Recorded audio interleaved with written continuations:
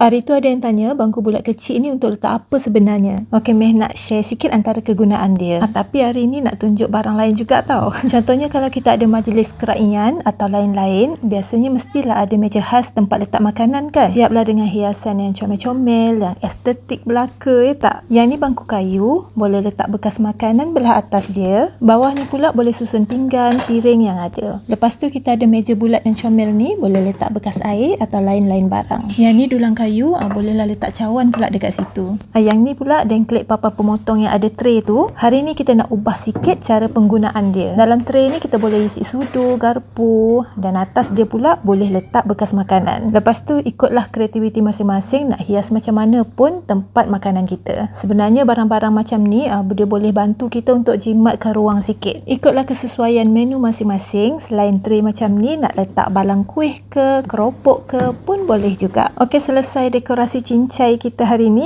Antara banyak-banyak barang yang ada, yang mana satu korang rasa paling banyak fungsinya?